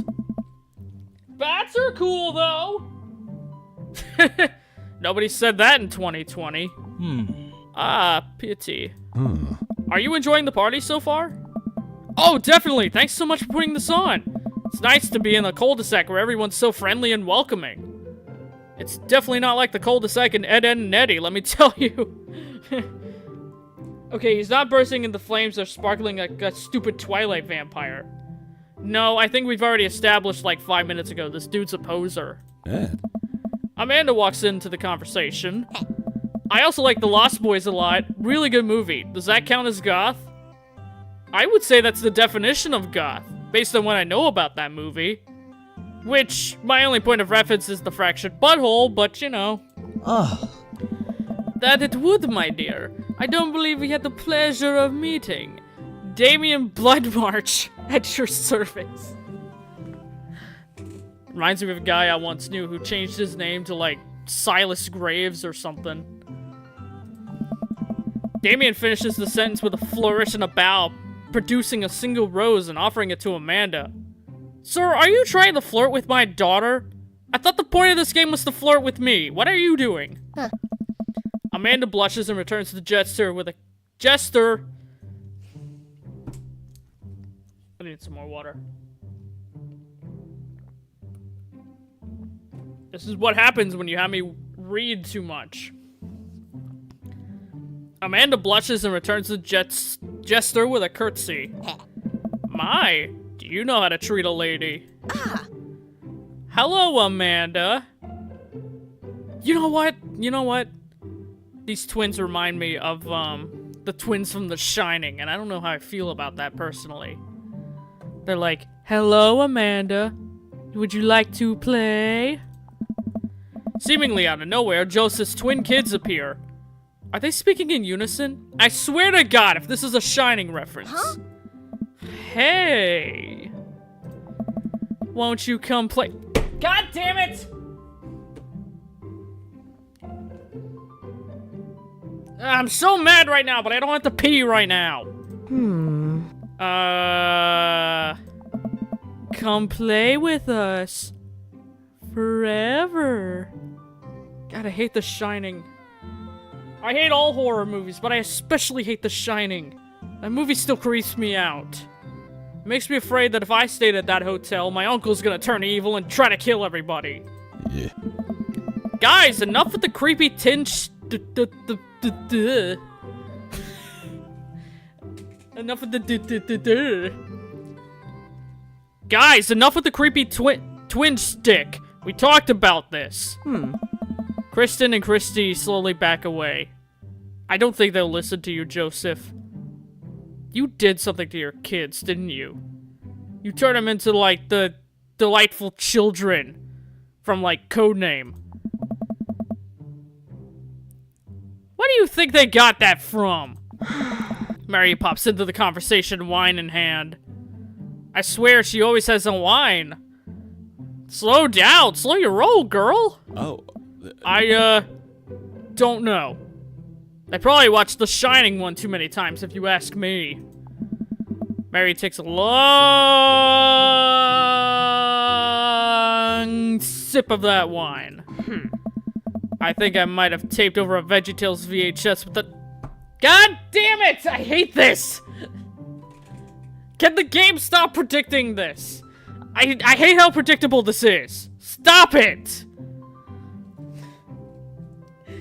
Why would you do that, though? Why would you tape The Shining over VeggieTales? How dare you? I fucking love VeggieTales. It's disgraceful that you do that, Mary. Someone ought to crucify her. Go crucify this woman. Get her out of my face. I've had enough of seeing her. She takes another sip of her wine. Where's Krish? Ugh. Wasn't he with you? Oh. You had him a moment ago. I thought that guy was put to bed. What? He's probably stuffing dirt in his mouth. He'll be alright. Toddlers are pretty resilient. Mary tips her glass to me. Ah. Ain't my first time to the rodeo. How are you two still together?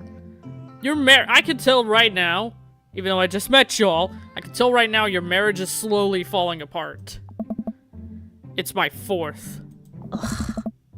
I have squeezed 4 little... Yeah. Sweetheart, would you do me a favor and please find Krish? That would be great. I'm sure he's fine, Joseph. Yeah. Mary, Okay, jeez. Mary finishes her wine and wanders off. Dad, can we go now? Oh, it's this asshole! What is he doing here? Please tell me this isn't your child. No, I already know the answer. That is definitely 110% your child. Ah, Lucian. Have I introduced you to Bailey yet? Hey, it's that punk from Amanda's school. Yes, me. I know. I remember you. Whatever. That's no way for a young man to speak to his elders. Be polite. Use the accent. God damn it. Lucian bows. Whatever. Sir. You know what? I'm not even gonna question the realism of this kind of relationship here. I'm just gonna move on. Lucian bows again. Mr. Christensen, may I have the veggie burger, sir? Wait, Mr. Christensen? You did this on purpose, didn't you, Joseph? I feel obligated to make this joke. Tell me, are you related to Hayden Christensen? Because you're all like, Christian son, I'm Jedi Jesus. Coming right up, bud. Are you vegetarian? Yep. Of course you're vegetarian. Make that 2 veggie burgers. Did you know that some people in the Victorian era were vegetarians? They described carnivorous types of people as bloodlappers. Weird. Dad, you're totally embarrassing me with your stupid Victorian facts. Hey. That's really interesting, Damien. Joseph turns to the grill. Just a hint of a tattoo peeks out from underneath his sleeve. I can't believe I didn't notice that before. It looks like the bottom of an anchor. Whoa, is that a tattoo? Excellent. Yup. I wasn't always a youth pastor, you know. That's so cool. You want to see mine? What? What? Lucian pulls back some rubber bracelets revealing a lopsided 666 in black ink. Yeah, how did you not notice that? I can see that right here without him moving these. My buddy gave me a stick and poke tattoo last week. I think it's healing up pretty good. That's not a good idea. Don't ever do that. Lucian! We'll talk about this later. Yeah. That's pretty cool. What's the significance of the... Do you really need to be asking that, you Bible-reading motherfucker? I don't know. I just thought it looked sick. You full-on well know what that means. Well, in my opinion, the only reason you need to get a tattoo is because you want one. Careful, though. That number carries weight. Man, Joseph is a way cooler youth pastor than I thought. I just figured youth pastors pop out of the womb with a Bible. I wondered what he did before preaching. No, that's not how that works. Alright, talk to Robert and Brian. Last on our list. I glance across the yard and notice Robert and Brian chanting over chatting, not chanting, over drinks. Man, I don't think I want to deal with being one-up by Brian right now, but I guess I can learn with living more about Robert. Oh no, they caught me staring! Oh crap! It's high school all over again! Oh no, Brian's waving over! He's waving me over! Oh crap! Oh god! Shoot! I flash a smile and walk over to them. I mean, you're not wrong, Jordan. Anyone with an anchor tattoo will tell you that they have some sort of affinity with the Navy. Hey, guys! Bailey, how the heck are ya? Settling into the neighborhood all right? Oh, you betcha! I got the living room in order at last. That's great to hear. I've been doing some living room work as well. Finally got the 50-inch in there. The game looks great in high def. Oh, does it? I wouldn't know. See, the game, to me, is video games. Heck yeah. Oh boy. Oh. Bailey, have you met Robert yet? Yeah, we met. Robert regards me over his whiskey. Good seeing you again. Hey. We were just talking about my most recent camping trip. Spent a night out in the woods with Daisy and Maxwell. She's definitely an outdoorsy one. Even caught her first fish. Good for you, Brian. It's good to see you talking your daughter out like that. I bet she loved it. And it's great that she loves the outdoors. Mine loves the being inside. Brian raises an eyebrow at me. Well, both of his eyebrows. Being inside, making art. She won a local competition for that art, you know. I told you about that, right? Did I put that on too strongly? Robert stares at me blankly for a second. Anyway, I haven't gone camping in years. Not since the last time. At the academy. That's an obscure reference. Same here. Well, things change once you have kid. Wait a minute, what happened to last time? Robert takes a long sip of his whiskey. It all started at the academy. Don't send me there, Dad. I'm not your father. I love you, Daddy. Well, old Johnny Boy and me were out in the back country. Johnny Boy's a strong kid. Met him in the army days. Comes from Kansas. They build him tougher out there. Anyway, things go south pretty quick. Johnny Boy breaks his ankle when the rope bridge snaps. You can see the bone popping out through the skin. Oh, God. Johnny Boy's screaming now, crying for his mama.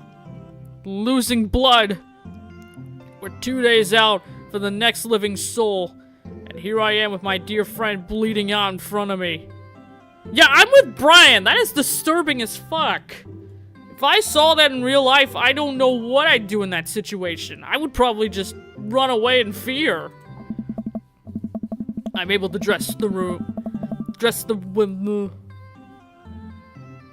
He survived Jason Voorhees. No, I don't think so. I'm able to dress the wound, but now I got a fireman carry a 6-foot, 180-pound man over some of the toughest terrain I've ever been in. Well, I won't lie to you. There were moments during those 2 days when I thought about leaving old Johnny Boy. But you build a bond together with your brothers in arm, and that bond never breaks. I got that boy back to civilization, but I lost some of me out there. Cool story, bro. I'm pretty sure you ripped it straight from Forrest Gump, though. I guess that's camping for you. Brian and I stare in disbelief. Robert takes another long sip of whiskey. Jesus Christ, he really is the bad boy in this game, isn't he? I'm just kidding. My friend John and I went inner tubing down a river and he lost a flip-flop. Miss that kid. You motherfucker! You had me going there! oh. Brian and I laugh nervously. Or am I kidding? Still, you had us in the first half, not gonna lie. Sir, this is a Denny's. Have you decided what you want to order yet? Well. Brian and I tense up again. I'm kidding. Whew. Whew. Amanda and Daisy barrel up to us laughing. Daisy's holding a paper plate in front of her like a steering wheel. We gotta get off this haunted truck! Oh no, the ghost locked the doors! Yes. Quick, hit the emergency escape button! But trucks don't have emergency escape buttons. Then hit the brake, I guess, and we'll get out of the truck. The imaginary truck. Yeah. Anyway, we're safe from the ghost. But how will we ever survive in this Arctic tundra? Daisy, you might have to eat me. Are you prepared to do that? I'm prepared to do anything to survive.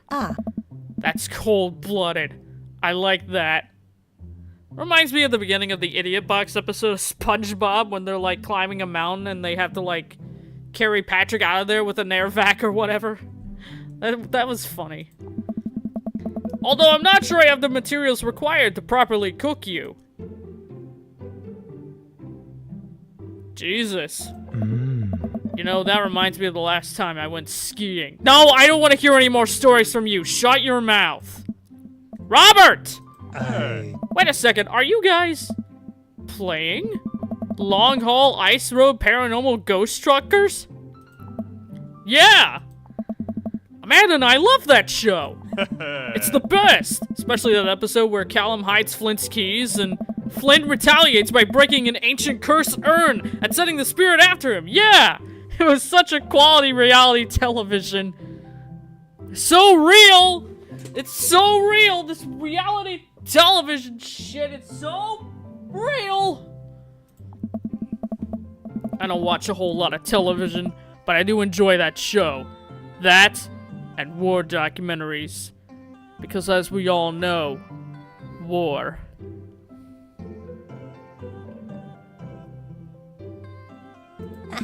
Alright, Daisy! I found us a couple of bugs. They're gonna make a great meal. Lots of protein. Gonna keep us from starving out here in this harsh, icy wasteland. Ew!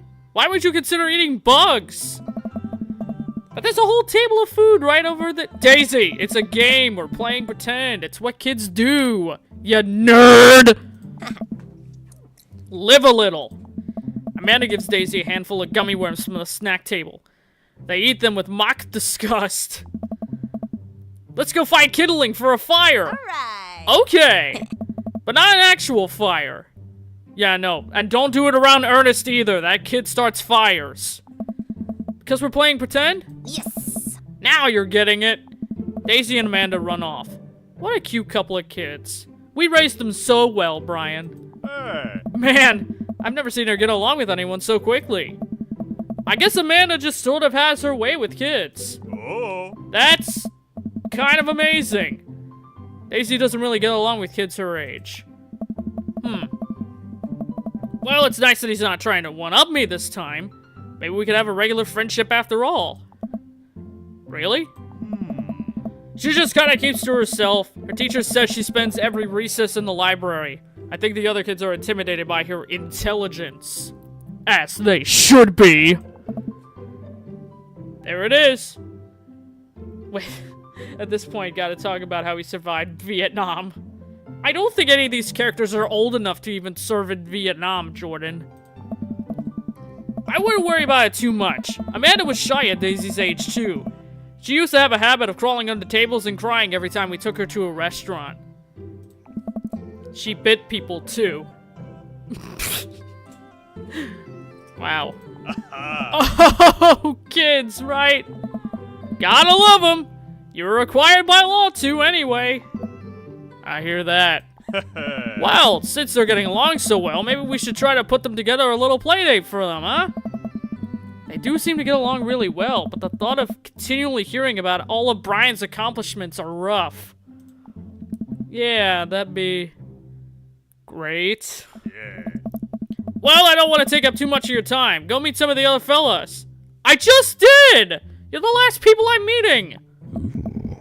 And without further ado, let's work some magic. Joseph closes his eyes, takes a deep breath, and gets to work. With the grace of ease, he sets patties on the grill, flourishing as he flips his spatula in the air. It's easily some of the best grill work I've ever seen, and oh my god, are we playing Dream Daddy or Colonel Sanders? You guys think this is my first time in front of the grill? You are sorely mistaken. While you were busy masturbating to pictures of Scarlett Johansson, I studied the grill. While you were busy whacking off to OnlyFans grills.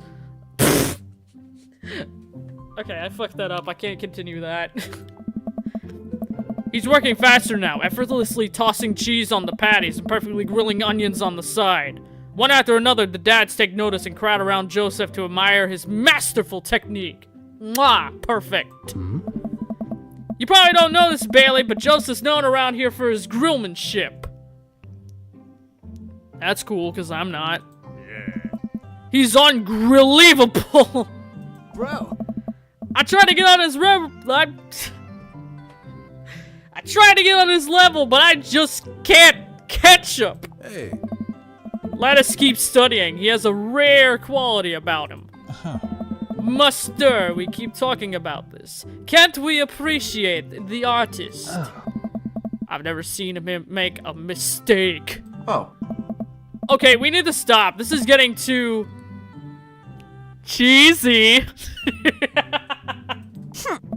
Please stop! No! All the other children at the party boo the glorious display of puns in unison. Nice. Alright guys, the food's ready. Please form an orderly barbecue. Barbecue! Amanda groans. We all grab our food and hang out, enjoying perfectly cooked cheeseburgers. Man, it's so wild how all of us dads live in the same cul-de-sac, am I right? It's almost as if... It's almost as if this is a video game. And in most forms of entertainment media, coincidences need to happen in order for there to be a story. Cinema sins! Hey. Kinda nice, isn't it? It feels like there's a real community here. Totally helps when you're just a single dad trying to raise a kid. Oh. We're happy to have you here, man. I think you're gonna like this neighborhood a lot. I do, but I'm not gonna like the parts later. Oh. Plus, Amanda seems to be getting along with all the other kids. If she decides to get into the babysitting game, she'll really make a killing. Oh. Hey, why do you all ask on Dad Book? Dad Book? Really? That is like the least clever wordplay in this entire game. Dad Book? Oh. Yeah, it's a great social network for dads to keep in touch with each other. We're all on it, so if you ever need to reach out to anybody, it's the simplest way to do it. Sorry, I'm just an old-fashioned dad. Social media just goes way over my head sometimes. I'm not even a father and social media goes over my head. Like, what's anything? Don't worry, Pops, I'll help you figure it out. The rest of the barbecue goes smoothly. We all trade stories and drink beer. Hell yeah, we're having cold ones with the boys. Our kids play on the lawn. America. God damn it. Amanda breaks up a fight in between Carmencita and those weird twins. I think they wanted her soul. Stay away from those children. Those evil demon children. Ooh. They're evil, I tell you. Oh, hey, I got a trophy. Nice. Oh, well, that was the end of the chapter. Okay. I guess not where I stopped last time. Amanda and I walk back to our place as the sun sets over the neighborhood. Pretty fun party, don't you think? I mean, I got a burger in me. I felt like I was at a networking event. Wish I could have been playing Paranormal Ice Road Truckers. Well... I guess that's good news. I got food in me. Sweetie, if we could impart any sort of wisdom upon you right now, or, sorry, if I can impart any sort of wisdom upon you right now, and not that it was a bad situation, but if you're ever in an uncomfortable situation, always look for the silver lining. The silver linings get you through the other side. We ate rockin' burgers today, dude! And it was good! Amen. Well, hey, at least you met some other cool dads. You should, like, hit them up on Dad Book. Maybe I will. If I ever figure out how social media works. Why do people do these weird dances in public places? I'll never understand. What does no filter mean? What does any of it mean? I have a good feeling about this place, though. That's one thing. Me too, Dad. Me too. Amanda and I arrive home with the remnants of our veggie plate. Seems like nobody was really into the cauliflower, which is a shame because cauliflower is awesome. Any big plans for this evening? Actually, yeah, I'm gonna go out with some friends. Oh. Okay. Sorry I asked. Is that okay? Of course, yeah, just keep me posted. Oh, and be home before midnight, okay? You got it. And be careful. I will.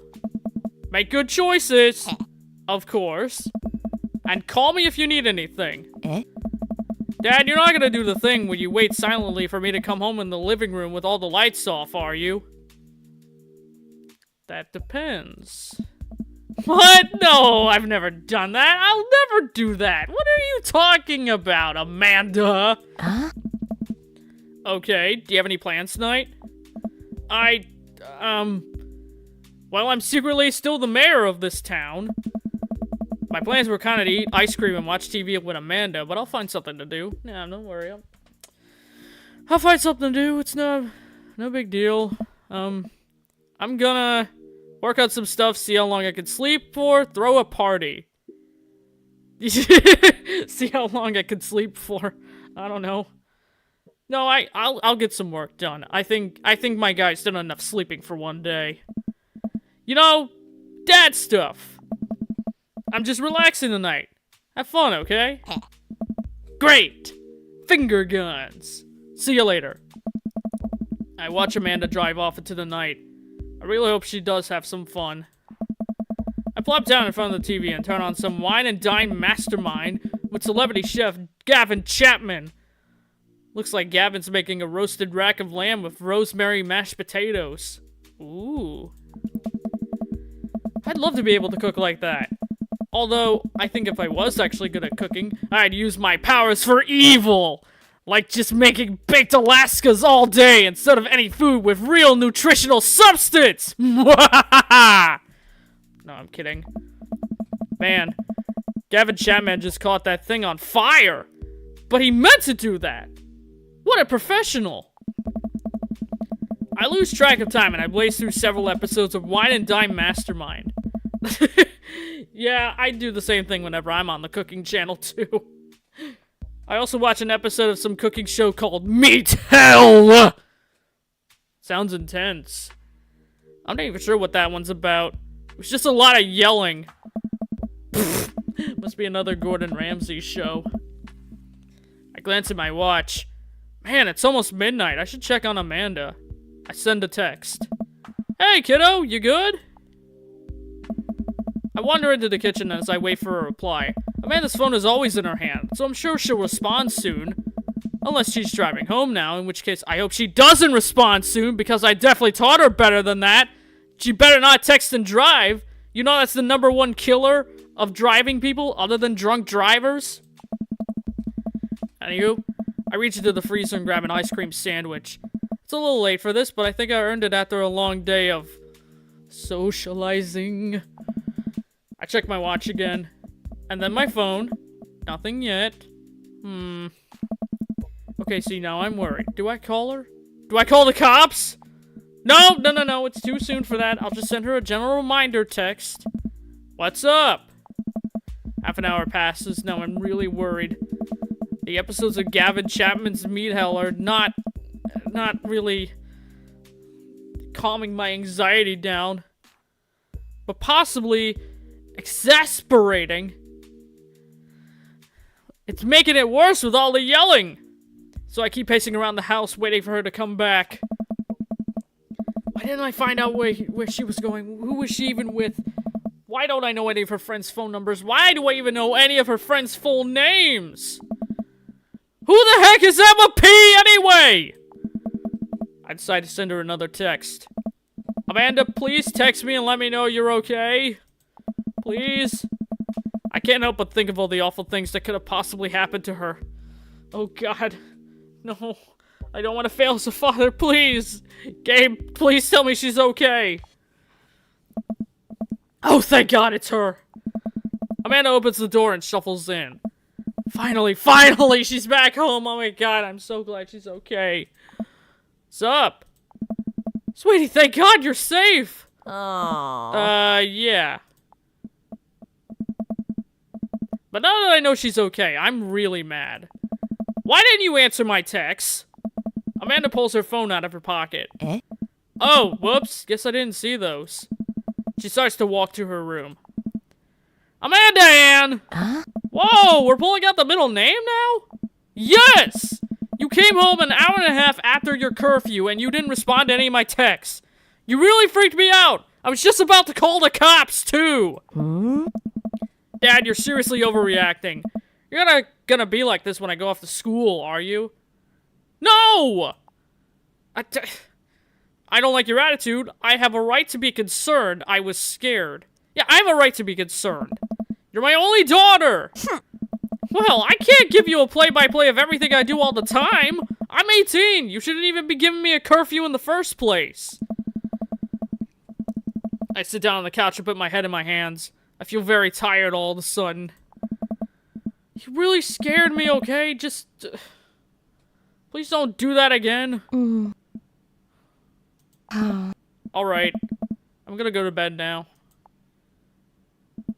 Amanda closes the door to her room and I head to mine. Oh, I have a nice bedroom. Heh. There's a serious lack of Metallica posters, but otherwise, it's nice. Jeez. As I'm falling asleep, one thing she said keeps on echoing in my mind. You're not gonna be like this when I go off to school, are you? Okay, well, I think that's a good stopping point for right now. Always starting on a fresh new day, you know? That's how we do things here. This is a lot of reading. And I probably should have prepared a little better for all this reading. But don't worry, I definitely will next time. I'll keep going through this. On the regular streaming days, Monday. Thursday, Max might come back and start to play his own thing. I don't know. We still haven't done much planning with that, so for right now, I'll be back for Monday and Thursday, and then next Wednesday there won't be an episode. But the Wednesday the Wednesday after that, on the 28th, there should be something. I don't know what. Max hasn't told me yet what he's going to edit, so... but it should be fun either way, and I hope you guys go on and check that out. Anyway, I guess, the flirting stuff isn't gonna be for a while, but, you know, that's probably for the better. I'm enjoying this game so far without all the flirting and love stuff, so... but, for the most part, some of it does feel like unnecessary filler. But, whatever. Surely the game will get more interesting. But anyway, that was basically more Dream Daddy. Thanks for watching, I guess. I'll see you guys on Monday. Later.